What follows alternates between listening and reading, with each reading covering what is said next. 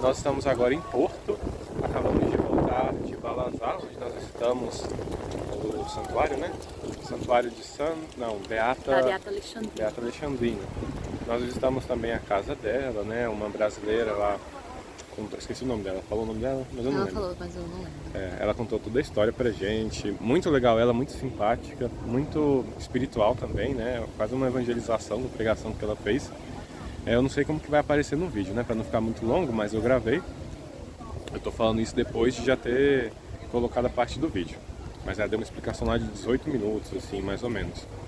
E foi uma visita muito especial, porque assim, o local é simples, né? Não tem, por exemplo, aqui a gente está atrás dessa igreja aqui, uma igreja barroca, né? Que é muito bonita pela sua arte e tal.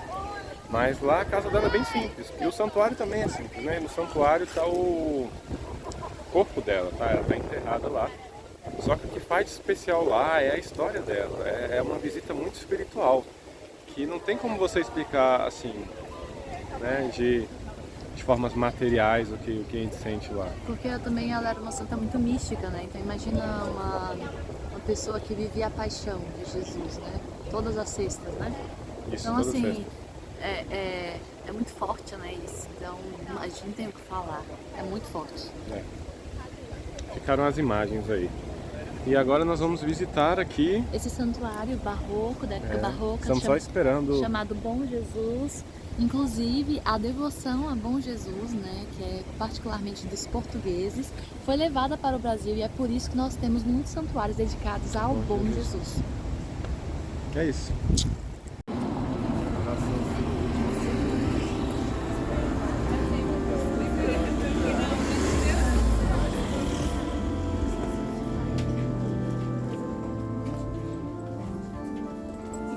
Aí quando a gente pode entrar toda a gente, a gente pode ir por aí. Depois todo mundo vai ter a oportunidade de ter uma oportunidade. Ficar fazendo inveja aos outros, né? Eu vou ficar aqui. Depois eu vou explicar aqui o quarto e depois vocês entram fazer uma visita rapidinho, porque vai chegar um grupo dos Estados Unidos logo mais. Esse é o quarto de Alexandrina. Tá todo mundo dentro, gente? Vamos, gente. Pode afastar agora. Ali vocês vão ver que aqui dormia Alexandrina. Ali nesse quarto do lado dormia a mãe de Alexandrina e a irmã. Olha as camas como são pequeninas, que elas eram pequeninas, né? Os portugueses têm uma estrutura pequenina, não são grandes, né? Hoje em dia já estão grandes, porque muita também, o tempo já passou já. Mas a estrutura média de uma portuguesa, por exemplo, é 1,63 m, 64 no máximo. Mas hoje já estão grandes, já cresceram. Ela tinha todas essas imagens. Tudo era dela, ainda tinha mais, viu? Porque a gente tem muito tempo no cofre, muitas coisas de Alexandria. Porque as pessoas davam ela de presente coisas religiosas, então ela tinha tudo. Então essa é a caminha de Alexandrina. Aqui nesse quarto era onde ela sofria a paixão. Então eu falei, lembra? 1938 a 42. A vida de Alexandrina foi nesse quarto. Tudo que ela sofreu, tudo que ela viveu era nesse quarto aqui. Em cima da cama dela tem duas sacolinhas. Em uma sacolinha ela colocava o dinheiro que as pessoas traziam, dava para ela, para a família. E na outra, e quando vinha alguém mais pobre que ela dava o dinheiro. E na outra sacolinha ela tinha medalhas de Jesus, Nossa Senhora do Anjo da Guarda. E quando vinha alguém com essas superstições, que tinha aquele anéis de figa, de trevo de 4 folhas, de caveira, de esses anéis que eram satânicos anticristo, de a ferradura do cavalo, né, que as pessoas dizem que traz sorte, tudo isso a Alexandrina dizia que se levava as almas para o inferno, não era para Deus. Então o que ela fazia? Ela pegava dos peregrinos que vinham e dava uma medalha em troca. Vocês vão ver lá embaixo que tem muitos anéis que ela pegou, viu? Depois isso aqui em cima que tem, vocês vão ver depois castanho marrom, né? É botija, porque é muito frio, então aquecia a água, colocava dentro da botija e deixava ali, ela aquecia a cama, porque aqui é muito frio no inverno. Se vocês estivessem vindo aqui no inverno, vocês iam ver que está tudo cheio de gelo no chão. É muito frio. E depois a mãe pediu para fazer aquela janelinha, porque quando a Alexandrina estava a sofrer, a mãe já olhava do outro quarto e já vinha aqui acudir a Alexandrina. Por isso tem aquela janelinha. Depois de as fotos de Santa de Devoção, vocês vão ver com calma.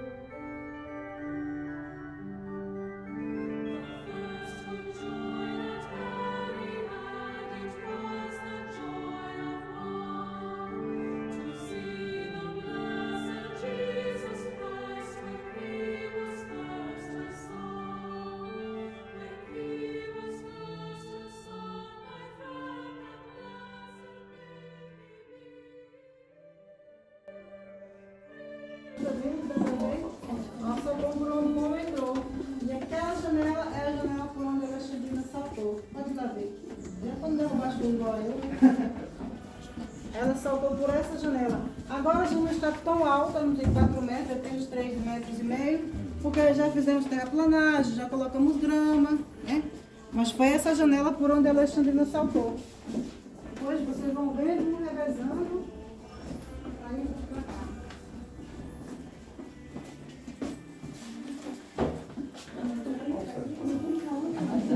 Detalhe. A gente é feliz no sábado. Olha aí, como era antigamente.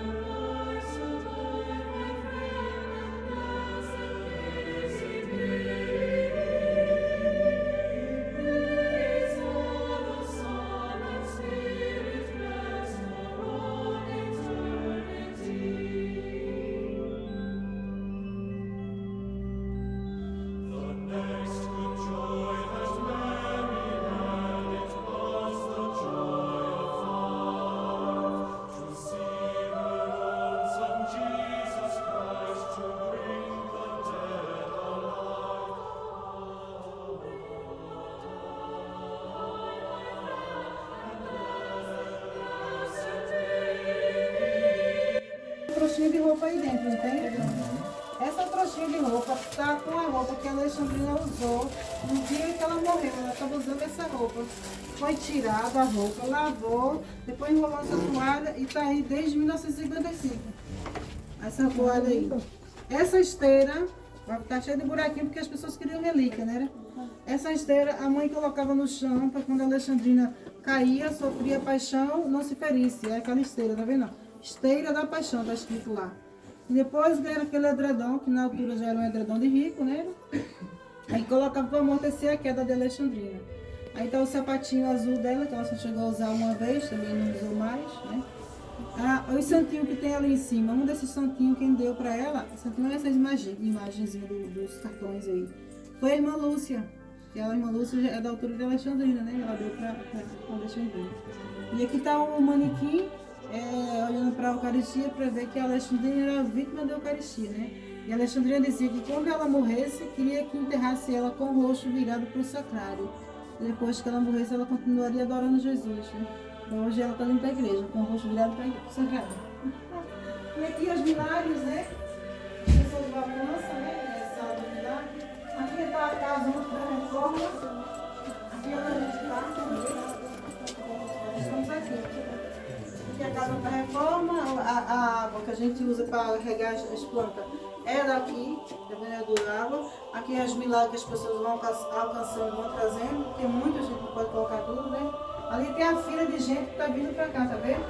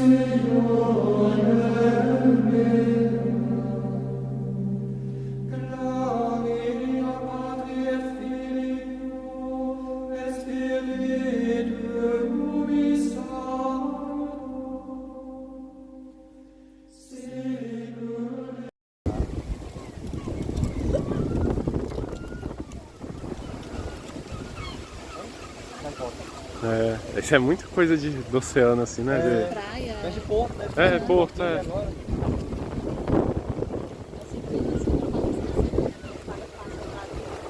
Exatamente. É verdade, Crack. Não tem como entrar selecionada. Nossa, que legal, as folhas Subiram voando. todas, né?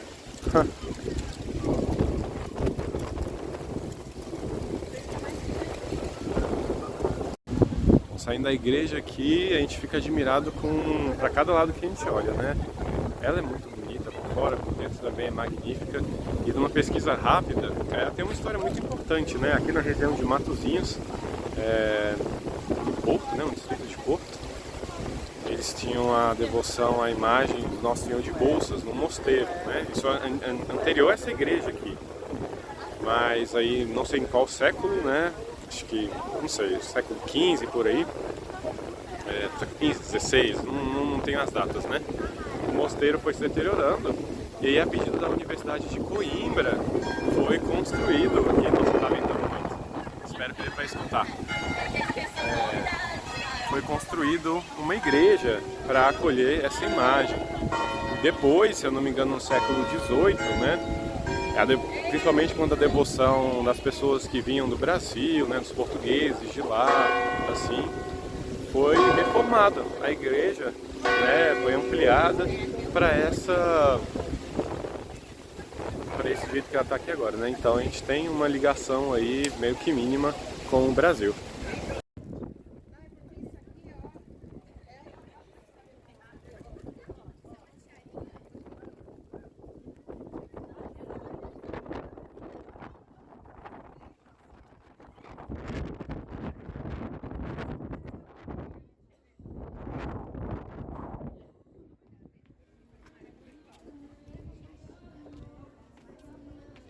E essa música aí?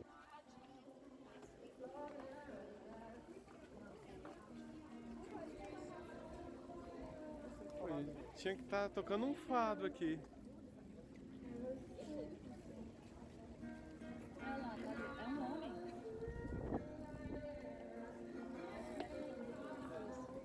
Hã?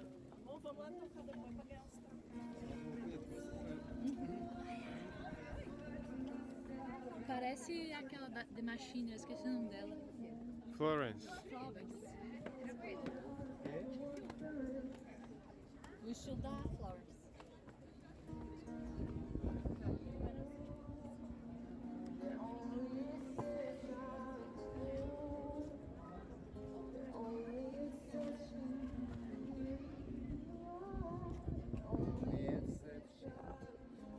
Oh, Paramore.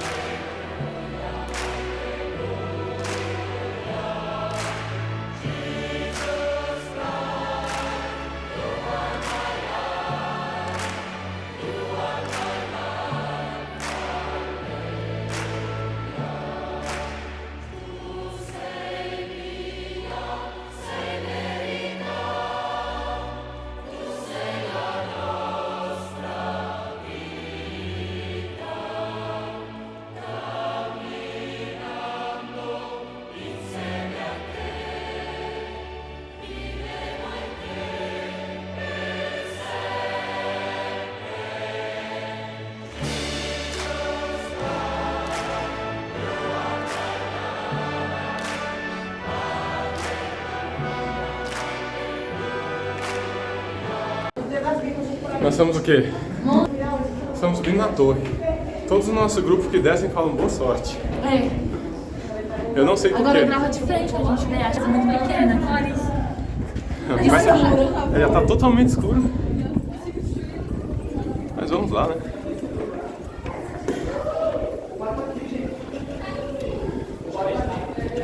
quê? Por quê? Por que eles estão falando por aqui? A gente entra por aqui? Isso.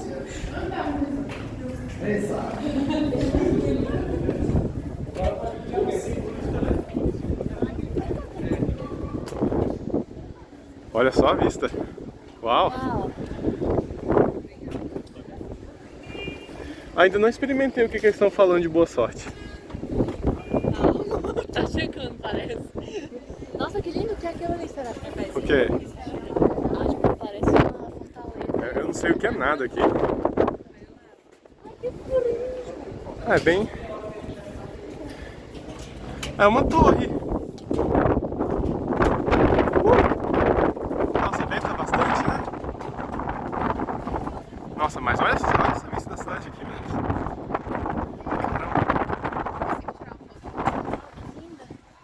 Você quer uma foto?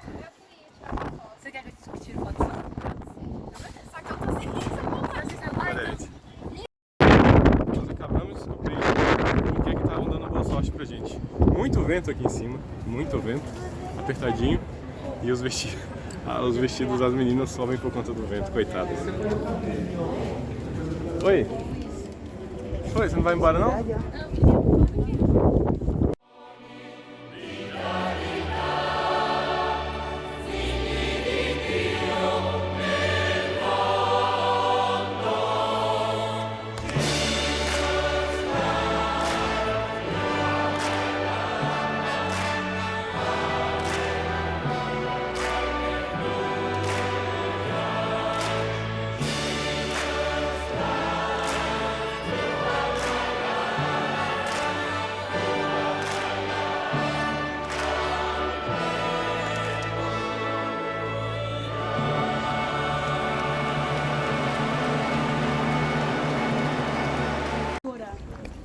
O que havia de melhor em Portugal, na altura da beatificação,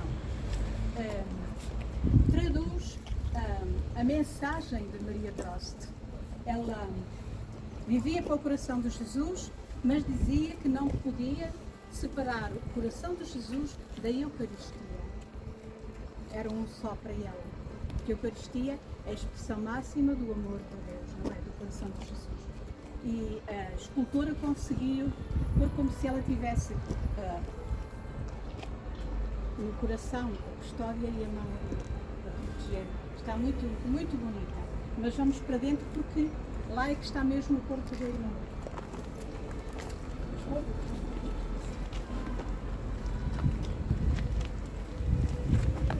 Maria do Divino Coração. Divino Coração. De nome do batismo, ela era Maria Drost Zovichurin. Sim. Condessa, sim, era condessa. E esta igreja foi construída em cumprimento de um voto dela. Ela tinha comunicações com o coração de Jesus. O coração de Jesus falava com ela. E ela, na casa do Porto, quando ela era superiora, teve só 5 anos. No entanto, tinha jovens internas, jovens que tinham problemas, famílias desestruturadas ou elas próprias. E tinha muitas jovens e não tinham igreja, era um quarto que fazia de capela, era pequenino, e ela andava a sonhar com fazer uma igreja.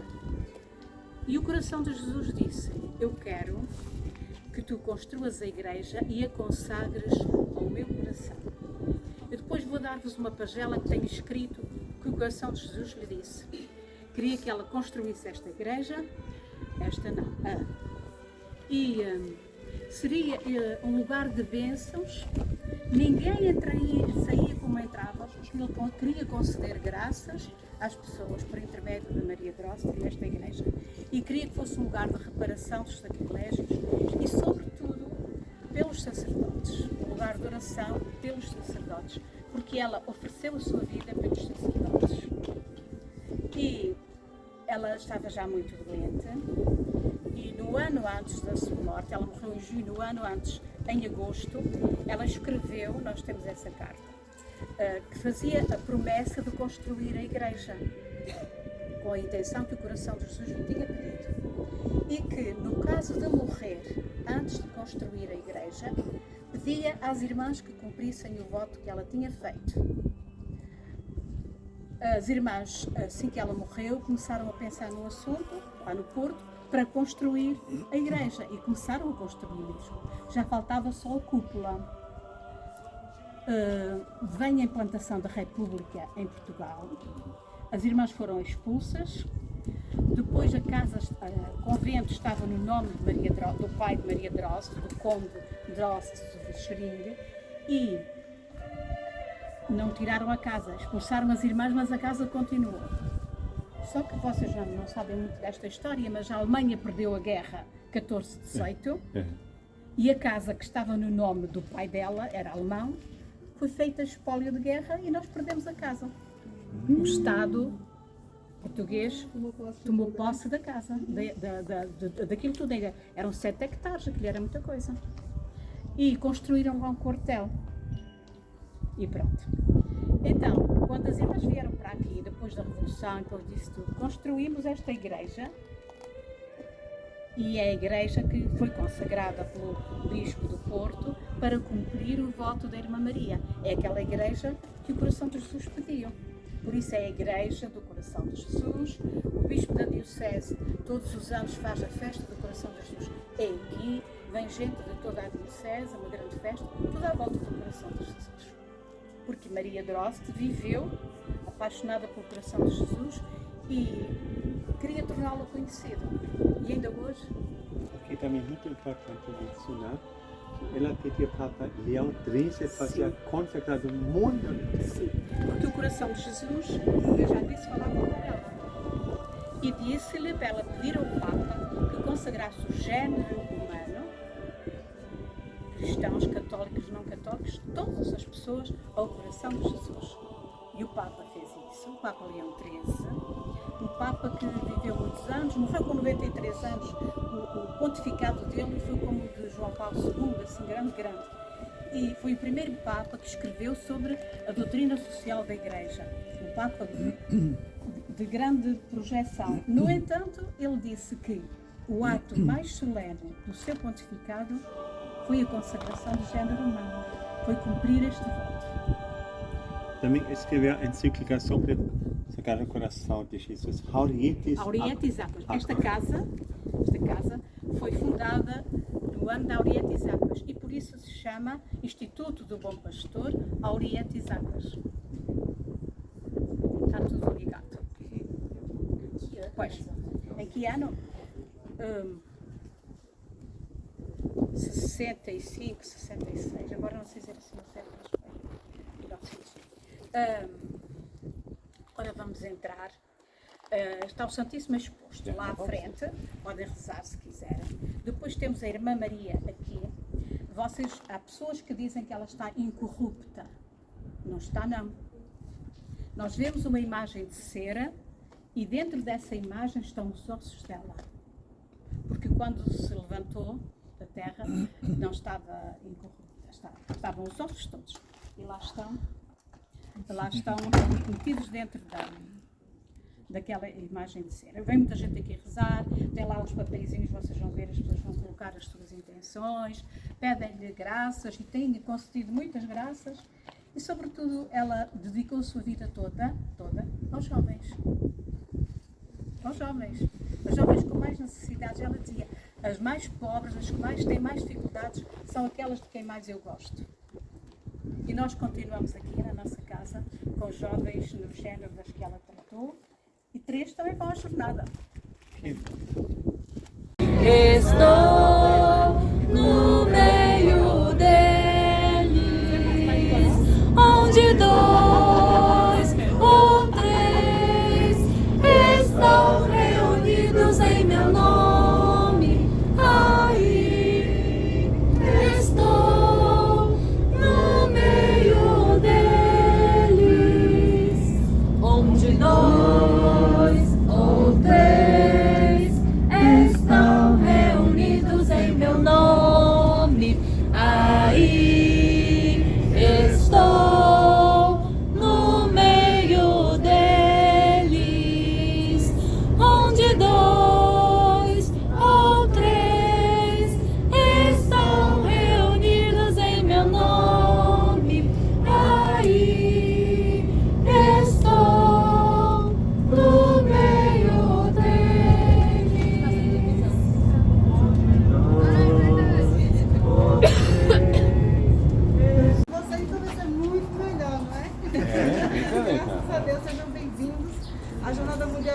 atitude assim, é algo espetacular, como falam os portugueses, né? Mas é muito significativo na vida de um jovem, porque marca para sempre, né? Que foi naquela jornada mundial de Madrid e viu o Papa Bento XVI naquele temporal lá, todo mundo com medo que o Papa ia embora, e o Papa ficou e depois a chuva passou, aquilo ali foi lindo, lindo, lindo. E pronto, não sei se vocês foram também no Rio de Janeiro, né? Sim. Foi muitas, né? Mas essa de Portugal vai ser diferente porque vai ser a nossa língua, né? Embora com um sotaque um pouco diferente, mas vai ser Olha, essa aqui é a casa da Beata Alexandrina de Balazar, né? Ela é beata, ainda não foi santa, mas para nós aqui da freguesia, né? Aqui é uma aldeia, né? Já consideramos santa, né? E as pessoas que vêm aqui já consideram santa porque a gente canoniza o santo dentro do nosso coração, né? Para mim, Bento XVI já canonizei. O santo já está canonizado já. Então a Beata Alexandrina não nasceu nessa casa, nasceu no Algestruz, é um lugarzinho pertinho aqui, né? Logo em seguida, quando ela deu o tempo de ir para a escola, foi para a escola junto com a irmã dela, Deolinda, para a prova de Vazim. Quando a irmã Deolinda terminou a 4ª série, que aqui antigamente só fazia até a 4ª série, não era obrigado a fazer até o 12º, né? No Brasil também é 12º, né? É porque já faz tempo que eu saio do Brasil, mas às vezes a gente se confunde, mas pronto. Então, o que é que acontece? Quando a Beata fez a primeira comunhão na Póvoa, depois fez a crisma na Vila do Conde, retornaram para cá. Então, ao retornar para cá, a mãe já tinha adquirido essa casa. Não tinha essa parte daqui não, sabe? Essa parte aqui fizemos agora, depois de 2014, para ter um lugar para ter as lembranças da Beata. Então, quando a Alexandrina voltou para cá, ela foi trabalhar na casa de um senhor agricultor, aqui perto. E ela era catequista, eu estou resumindo que é para não ficar muito grande, né?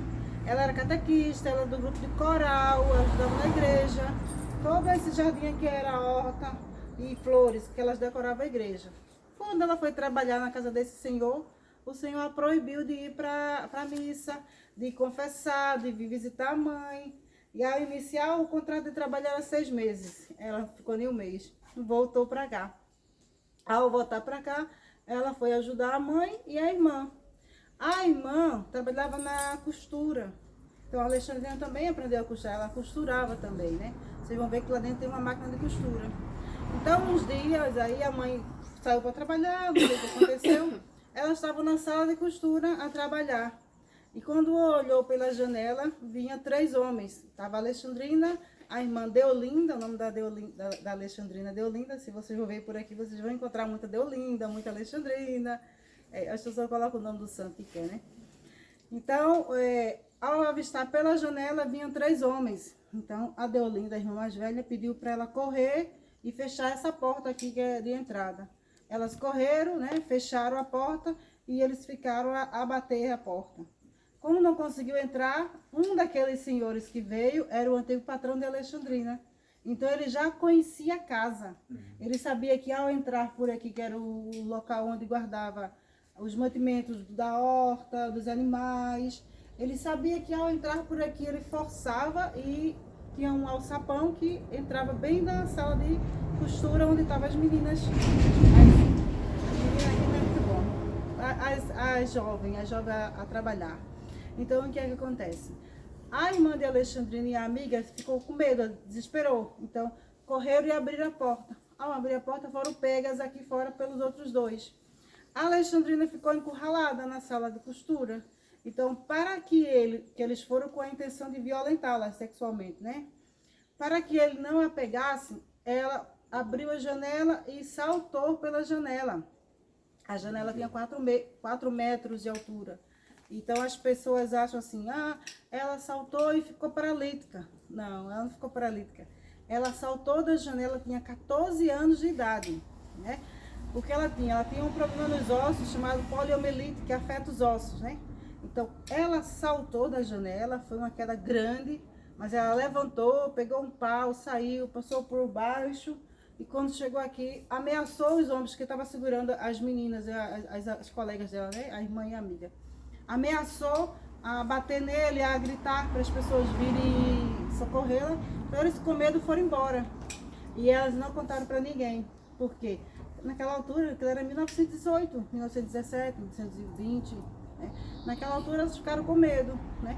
Então, mas A Alexandrina tinha 14 anos. Aquela queda agravou a doença dela. Então o que é que acontece? Ela foi ficando, degradando a saúde. Aí ela tiveram que contar para a mãe. Aí foi então que a mãe veio descobrir esse episódio, né, desses homens entrarem. Então a Alexandrina foi ficando cada vez mais doente. E ela sabia que em 1917 Nossa Senhora tinha aparecido em Fátima, né? A Senhora apareceu em Fátima e depois a Alexandrina já foi a vida de Alexandrina. Então o que é que ela fez? Os 6 primeiros meses da doença dela, ela fazia promessa para Jesus para ser curada. Uma das promessas foi: ó Nossa Senhora, se a Senhora me curar, eu vou até a Fátima a pé, porque daqui as pessoas iam a Fátima a pé. Dá uns 7 dias a pé, 6 dias a pé. Meu marido vai todo ano a pé, né? Ele vai a partir do Porto. Então ela não foi curada. Outra promessa que ela fez, eu vou contar as promessas mais conhecidas, né? Ela tinha os cabelos aqui na cintura. E uma das promessas, que ela era vaidosa também, né? Padre Jonas, nosso fundador, meu fundador, dizia que as meninas não podem ser sedutoras, mas sim encantadoras, né? É uma diferença de encantar pela beleza natural e seduzir pelo o corpo nu. Vocês vão ver hoje na jornada que as meninas aqui portuguesas não são muito diferentes do Brasil, não. Às vezes são piores, viu? Que a roupa ainda é pior do que a roupa do Brasil. O povo fala muito do Brasil, mas aqui vocês vão ver que ainda é muito pior. Então, assim, a Alexandrina também era encantadora. Ela é bonita, linda. Hoje você vê as fotos dela, as fotos feias, mas por quê? Quando foram tirar aquelas fotografias de Alexandrina, era porque ela já estava num momento de sofrimento grande, né? Porque antigamente, a partir de 1940, aquelas fotos foi em 1950. As máquinas de fotografia eram raras, né? Todo mundo que tinha, não era? Então, quando tiraram as fotos, ela estava já sofrendo. Mas vocês vão ver umas fotos bonitinhas dela, que ela é linda. Então, a Alexandrina fez a promessa: ó Jesus, se o Senhor me curar, eu corto meus cabelos, que era a maior vaidade dela. Mas Jesus também não a curou.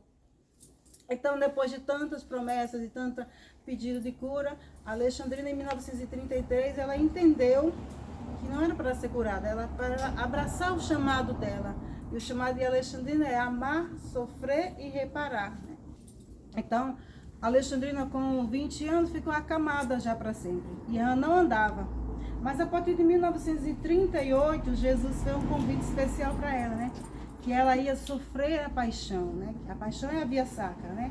Toda sexta-feira, a partir de outubro de 1938, a Alexandrina levantava do quartinho dela, fazia a via sacra dentro do quarto, né? Sofria a queda de Jesus, 3 quedas. Dá para ver no vídeo, nós temos um vídeo aqui, Alexandrina sendo coroada de espinho. Até o final, quando Jesus crucifixa, porque nessa altura já foi pedida autorização ao padre para gravar a Alexandrina em êxtase. Então gravou a Alexandrina em êxtase. Então, de 1938 a 1942, a Alexandrina sofreu a paixão. Então Jesus falava com a Alexandrina. Nós não via, mas a Alexandrina via, né? Porque muitos escritos dela falar sobre isso, né? Dela ter colocado com Jesus. Jesus pedia para ela escrever ao Papa a consagração, né? E hoje eu pego os escritos de Alexandrina e encontrei lá a carta do Papa Pio XII para ela. Imagina, que lindo! Então, assim, ela pediu. Mas, pronto, foi passando o tempo. Quando foi em 1942, foi quando foi eleito Pio XII, né, padre? E Pio XII fez a consagração do mundo ao Imaculado Coração de Maria. Então, a Jesus não coloca com a Alexandrina e falou: agora, minha filha, vai deixar de sofrer a paixão visível. Porque em Roma foi eleito quem vai fazer a consagração do mundo, né? A Nossa Senhora. A Alexandrina ficou feliz. Quem não ficaria? Vai deixar de sofrer, né? Assim. Não, mas Jesus é muito carinhoso com as pessoas que ele ama, né? Jesus disse para ela: entretanto, minha filha, vai deixar de se alimentar com o alimento da terra para se alimentar só com o do céu. Né? A princípio, a Alexandrina não entendia o que era isso, né? Então, quando ela colocava a comida chegava aqui e voltava, né? Às vezes, quando a gente está com má digestão, quando a gente vomita, né? A Alexandrina fazia isso, ela não conseguia comer. Tanto que ela deixou de se alimentar, porque ela já não descia. E as pessoas achavam que era mentira dela, né? Que como é que ela vai sobreviver sem comida? Porque ela já era fraca, né? Mas foi passando o tempo, um mês, 2 meses, 3 meses, e o padre, né, achou por melhor, porque as pessoas já estavam como é que se fala, julgando, a dizer que a mãe dava comida para ela escondida, né? levaram ela para o hospital da Foz do Douro, né? Hospital de criança do Douro, para ficar 10 dias para examinar se ela comia. E a Alexandrina, a princípio, ficou numa sala, no quarto, uma enfermeira a vigiar, só entrava a mãe para visitá-la, o padre para dar a comunhão e saía. Então ela ia ficar só 10 dias, ficou 30 nisso. Nesses 30 dias, no final, o médico fez as análises, fez o exame e disse, ela não come, só é a Eucaristia mesmo que a sustenta. Todo mundo lá acreditou realmente que era um milagre. Entretanto, um médico falou assim, tudo fantochado. Isso é mentira, ela enrolou toda a gente, né? Eu só preciso ficar com ela 3 dias e vou provar que ela está mentindo. E levou a mãe dele para ficar a vigiar a Alexandrina no quarto do hospital. E era só 3 dias, ficou mais 10, completando 40 dias, né? 40 dias é um número significado, né? Na Bíblia, 40 dias, 40 anos, 40 dias Jesus jejuou, 40 anos o povo no deserto, 40 dias a Alexandrina no hospital. Ao final disso tudo, o laudo do médico incrédulo disse, verdadeiramente, a Alexandrina não come, não bebe, não faz xixi, não faz cocô. Então não era só comida. Alexandrina é demais, gente. Imagina, tu sobreviver sem beber água, sem fazer xixi, sem fazer cocô, sem comer. A Alexandrina só se alimentava do corpo e sangue de Cristo na hóstia santa. Então, quando forem na fila da comunhão, vá pensando, amado, eu vou te receber, né? Amado, porque Jesus é o nosso amado, né? Nós podemos ter o nosso namorado, nosso marido, nossa esposa, nossos tudo, mas Jesus é aquele que nos sustenta, foi Jesus quem nos deu, né? Então a Alexandrina, ela recebia Jesus com todo carinho, que Jesus, numa pequena partícula, a sustentava. Isso foi de 1942 a 13 de outubro de 1955. Gente, foi quanto? De 42? 13 anos. 13 anos, mas ainda vou completar em 8 meses. Porque foi quase 14 anos, minha gente. Só sobrevivendo da Eucaristia, né? Um dia ela estava a sofrer no quarto, a sofrer a paixão, né? Já debilitada, e ela caiu no chão. Imagina, uma garotinha novinha, magrinha. Ela caiu, tinha 3 homens junto com o padre e foram levantar a Alexandrina. Ao for levantar a Alexandrina, os 3 homens não conseguiram. Porque tu imagina, se tu caíres aqui no chão, qualquer um pode levantar esse rapaz, não pode? Sim, pode. 3 não conseguiram levantar a Alexandrina. A conclusão do padre foi, ela realmente está carregando a cruz que Jesus carregou. Então, assim, a prova, né? Então, imagina, a Alexandrina carregava a cruz que Jesus carregou. Eu gosto de falar muito da Alexandrina, eu vou contar uma coisinha só, tá bem? Um dia o padre que trazia a comunhão para ela ficou meio que incrédulo, realmente, será mesmo que a Alexandrina vai saber a Eucaristia, se é verdade ou não? Foi na igreja, buscou a Eucaristia para Alexandrina, uma hóstia sem consagrar. Fez o translado da igreja para cá a pé, 5 minutos, né? Veio lá a pé, caminhando, quando chegou aqui, preparou tudo no quartinho dela. Quando pegou a hóstia, que foi lá para ela, falou assim, o corpo de... Aí ela falou, padre, eu preciso do alimento do céu e não da terra. Então, ela não sabia, como é que sabia? Era Jesus. O padre voltou para a igreja, tudo arrependido, e contou para o sacristão o que ele tinha feito. Se ele não tivesse contado ao sacristão, a gente também não ia saber, né? Meu amigo, o sacristão contou. Então,